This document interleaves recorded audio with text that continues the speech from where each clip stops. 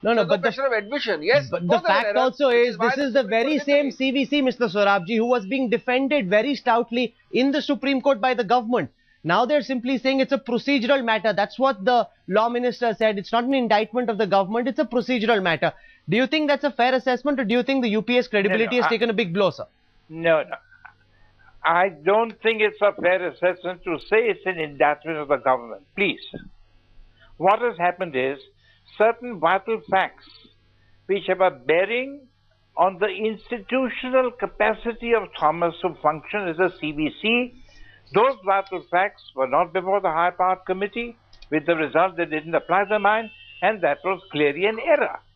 But the Supreme Court has made it very clear it's expressing no opinion about the personal integrity of Thomas or the charge sheet against him in the Kerala High Court and other matters. So please, let us read the judgment as it is. Of course, it's a big affirmative of Kuva, but no manner by these. They did not consider those facts which are relevant for his institutional functioning.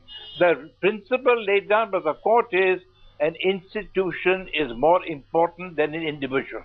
That's the bottom line of the judgment. If that is so, whatever be his personal integrity, before I go across to Mr. Vittal, function.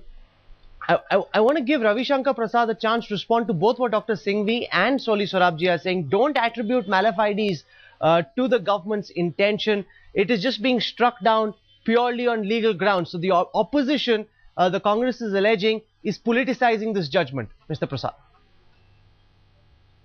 First of all, you commit a wrong.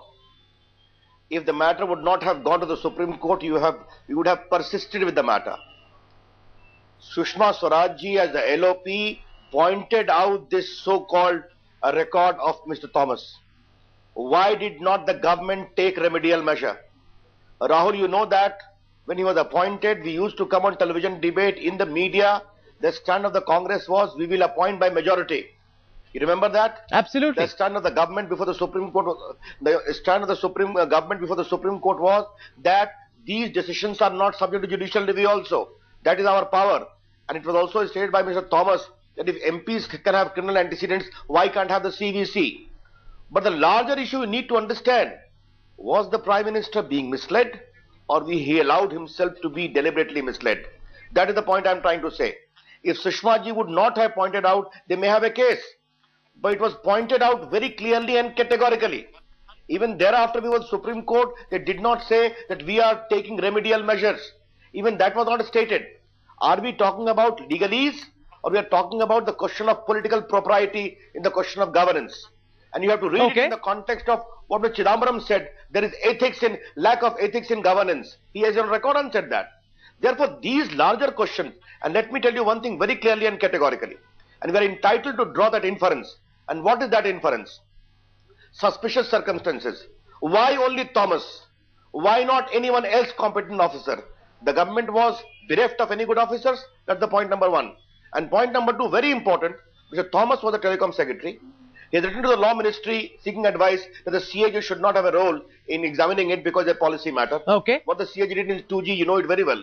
Therefore, why should not we infer, politically speaking in a democratic government, that there was some kind of a design to influence the 2G probe by the CBI?